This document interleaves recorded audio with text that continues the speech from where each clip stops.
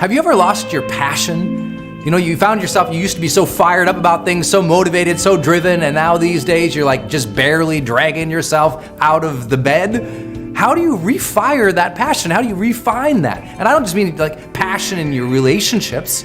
I mean passion in your career, passion in your everyday life, excitement to go out with your friends, just that overall passion for life. How do you get that back? I got some ideas for you today. Number one, rest. Don't fool yourself in thinking you're gonna get lots of energy back in your life if you're constantly wiped out because you're not sleeping enough. You're not rehabbing enough. You're not rejuvenating enough. I mean, if you are always go, but you're never taking a moment to give your brain and your body that break, then you're never gonna have the levels of energy that frankly you deserve. We know from science and neuroscience, you must be getting 7 to 8 hours of sleep consistently. If you don't believe that, please go do the research. It's unanimous. It's 50 years of sleep research now. Your cognitive abilities go so much further down in terms of negativity, your ability to think, your ability to process when you're tired. And along with your cognition goes your motivation. You know, it's just like if you can't think, you can't get really motivated and excited about things. So please just get some rest in.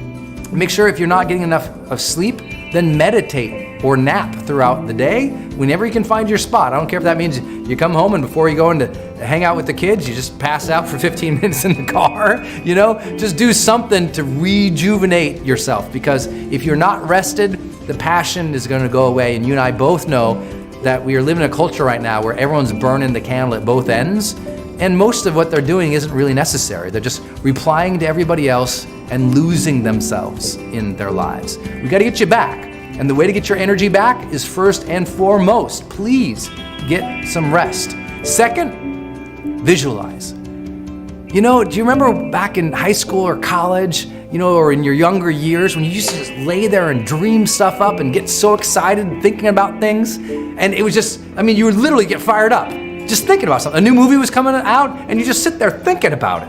You know, it's some new opportunity, a new date was gonna come up for somebody new, and you just get stoked, you'd be thinking about it. What happens today is no one's thinking about anything because there's no white space to do that anymore. They're just constantly looking at their phone or constantly replying to somebody. You need white space. You need time to think. And the best way to do that is to close your eyes off from everything else and just think about the things you're excited about again.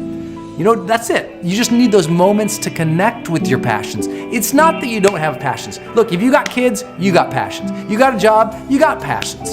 You're doing something that you care about in the world, or you're an artist, you've got passions. It's that you're disconnected from them because you're not thinking about them anymore.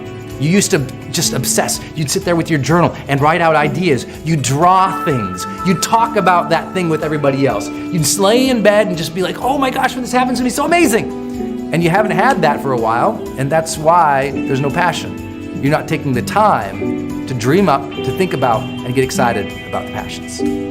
Third, you have to trigger your passions. You have to set up reminders about why you should be excited about things. Set up reminders to focus on things. It's hard to have a continual emotional experience about anything unless you're reminded continually about that thing. I mean, think about something like as common as fear or anger. Most people don't have fear or anger in debilitating ways as they go throughout the day. It's that something triggers them, that emotion comes up, and they're like, oh dang! You know? Well, the same thing happens for passion. You need something that's triggering your passions, your emotions, like that side of your life that is more connected to your heart or your interests that are beyond the analytical mind. So you've got to do something to trigger yourself in that. For me, for example, I'll watch really motivating and inspiring films or really motivating, inspiring YouTube shorts that I watch this thing and the music and everything, it just fires me up. I have to have a soundtrack to my life that's passionate to stay passionate. So I listen to music that makes me passionate. I watch things that make me passionate. I set reminders on my phone that literally say, be passionate, fool. You know, and it's like having all these reminders, being in an environment of passion around other people, around music, around visuals, around reminders, all of that adds up to keep me on track to living a passionate life. If you don't have triggers, then you're just not going to be consistent in that feeling of passion.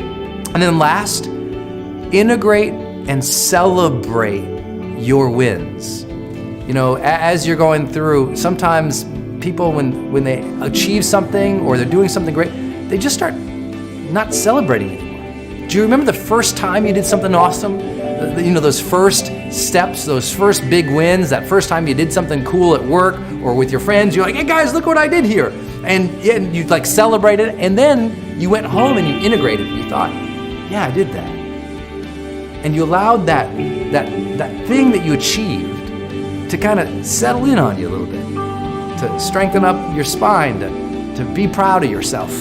And sometimes we've lost passion in our lives because we stopped celebrating and integrating them. You just keep going after one thing after next, after next, after next, and never taking a pause to appreciate what you've done, to appreciate what you've contributed or felt or connected.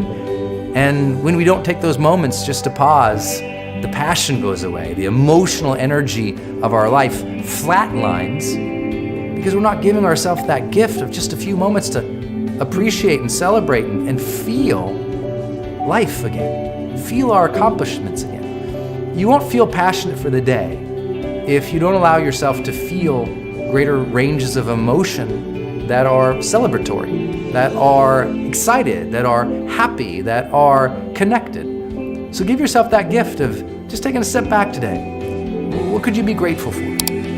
What could you be proud of? What could you connect with right now that you've done? You know, give yourself some credit.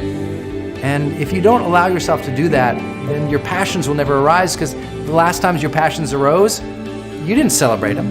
You didn't notice it. So your passions said, you know what, Jack, I'm going over here. I'm out of here.